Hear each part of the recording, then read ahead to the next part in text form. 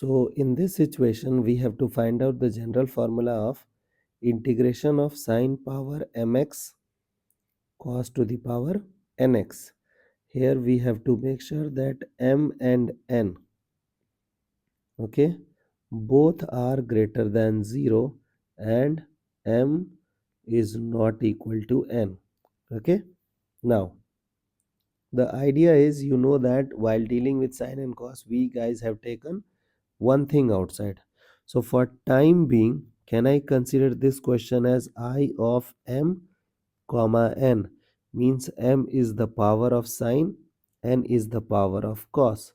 So integration of sine mx cos power nx dx. Now what we have to do? We have to take one thing outside from sine. So sine m minus 1x cos n is n. Okay, we haven't manipulated cos, and then sin x dx. Now look at this, what I'm trying to do. I will take this function as the first function, I will take this function as the second function. Okay, because its differentiation is easy and its integration is easy. You will observe how. So it is sine m minus 1x. Now cos power nx sine x minus minus whole integration differentiation of sine m minus 1x dx integration of cos power nx sin x dx. Okay, let's manipulate. So it is sine m minus 1x. Now if you will take cos as z, you will have sine as dz, correct na? The differentiation of cos is sine, and we will have extra minus, so this thing will be converted into z power n dz. So it will become z power n plus 1 by n plus 1, correct है ना?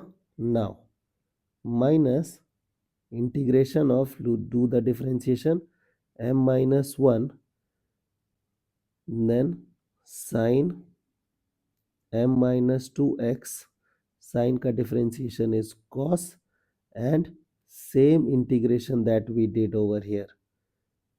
This is cos x and cos to the power n plus 1 x by n plus 1. Okay, dx. This dx is somewhere here, okay, at the end. So minus of sine m minus 1x cos power n minus 1 x by n plus 1 bracket close, minus of m minus 1, and then integration of sine power m minus 2x and cos power n plus 2x dx, correct? So we got this situation, and also we have n plus 1 in the denominator. Now let's write down the general formula. I of m comma n as minus of sine m minus 1 x cos n minus 1 x by n plus 1 minus m minus 1 n plus 1, and then I of, what is the power of sine?